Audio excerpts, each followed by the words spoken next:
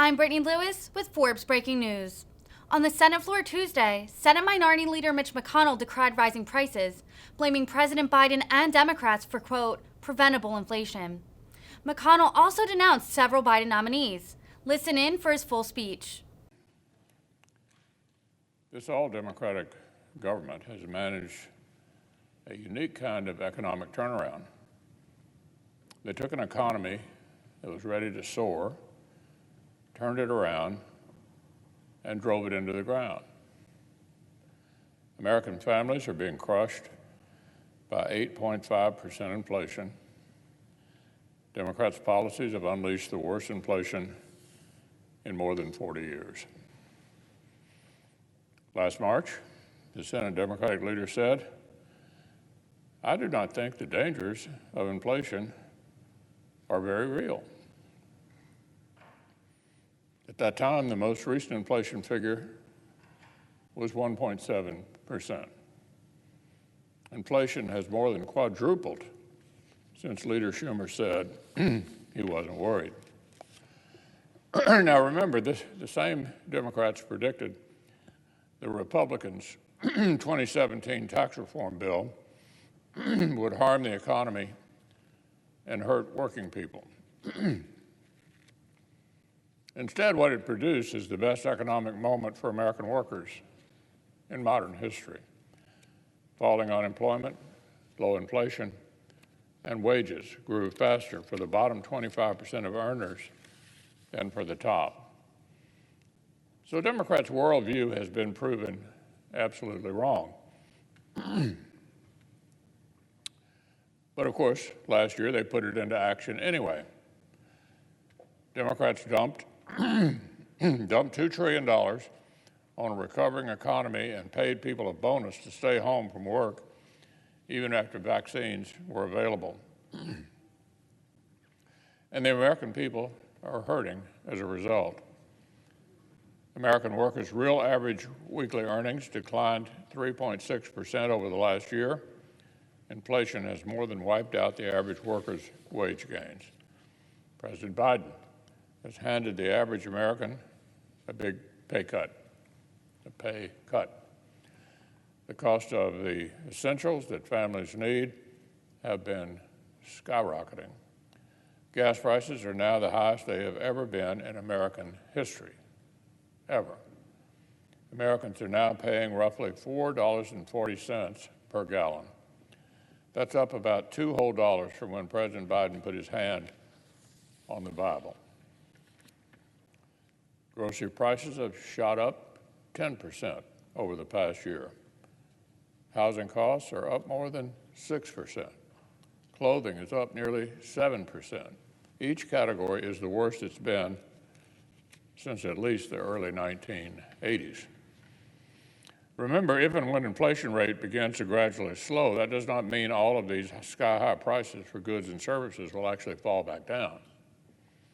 In many cases, this painful and preventable inflation will be baked into prices going forward. These Democratic price hikes will likely be American families' new normal at the checkout counter, a permanent direct result of their failed policies.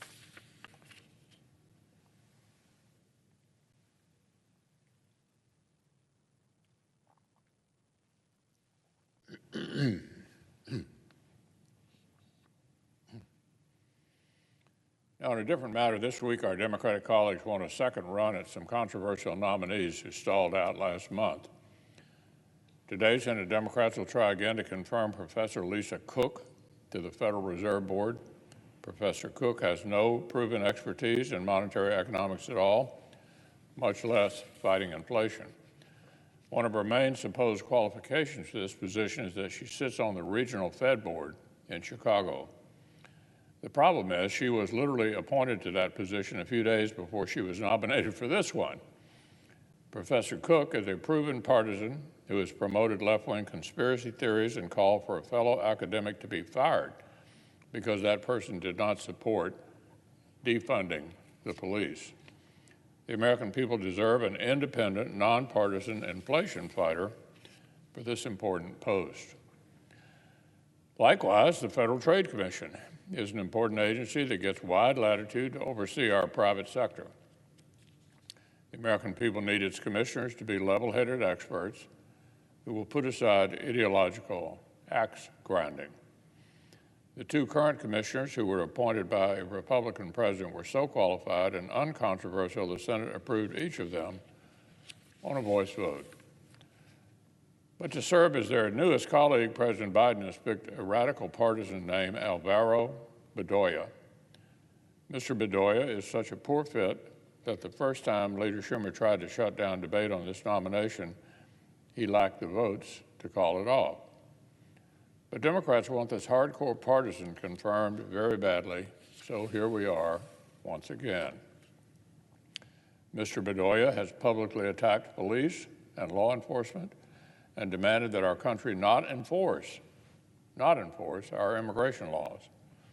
He's called for states to essentially nullify federal immigration law, saying, quote, Maryland police have no business working with ICE. And I think it's high time that state legislatures understand that they can do something about this. He has volunteered statements that align with defund the police, demanding that none of the Democrats' trillions in stimulus waste should go to provide for law enforcement. Mr. Bedoya's social media feeds have read like the rantings of a far-left activist with no aspiration to ever receive Senate confirmation. He's embraced socialized medicine, critical race theory, and cracking down on citizens' Second Amendment rights. He's launched political attacks on current senators and called the National Republican Party Convention a, quote, listen to this, white supremacist rally. A white supremacist rally, the Republican National Convention. The Rabbit Partnership is not just an extracurricular activity. We know Mr. Bedoya would apply it specifically to the work of the FTC.